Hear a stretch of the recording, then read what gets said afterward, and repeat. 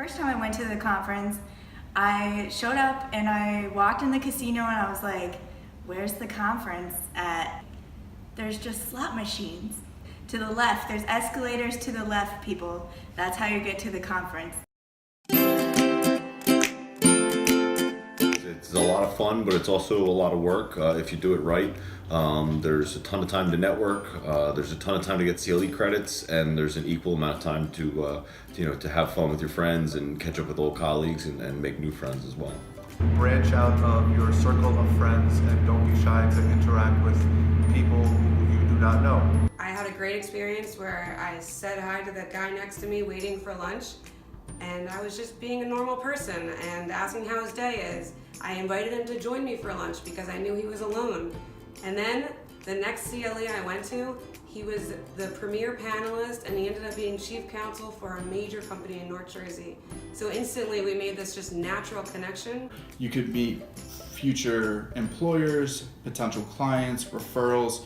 It's really unlike any other legal networking event that you're going to get throughout the year. If you've been through law school and you've had the opportunity to gain mentors, reconnect with them and find out if they're attending convention as well. It's important to really try to focus on who you'd like to meet and which panels you'd like to attend. And once you look through the program, some panels that you want to attend, it's a great idea to try to research the bios and the background of the people that will be speaking. The annual convention has quite a number of events going on at the same time, and it can be a little overwhelming at first. They've got the hall with all the vendors, there's constantly lunches and happy hours going on, and most of all, they've got CLEs essentially going for 3 full days. So it's important to take some time and figure out what CLEs are going to be helpful for you and for your practice to make sure that you get the most out of the educational opportunities that they have there. So before you go, make sure you download the app and check out the full agenda, and you can customize your calendar on there, and I found that very helpful. So I know where I'm going and what room I'm supposed to be in. One thing that you should not do at the annual meeting is take it lightly. There are big time attorneys, there are politicians, there are people from companies who could potentially change your future employment, your earnings. They could potentially change your life in a way that you have no clue about. So always be ready for that and act appropriately. This is a professional event, so while there may be alcohol at times, don't party like an animal. Treat it like work.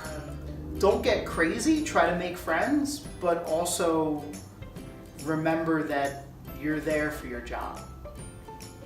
When I was a law clerk, it was really fun. I went with all of my colleagues in the courthouse and we were invited to everything because we were brand new. First time I met, I was just really overwhelmed because, believe it or not, it was actually my first time at BREKKE.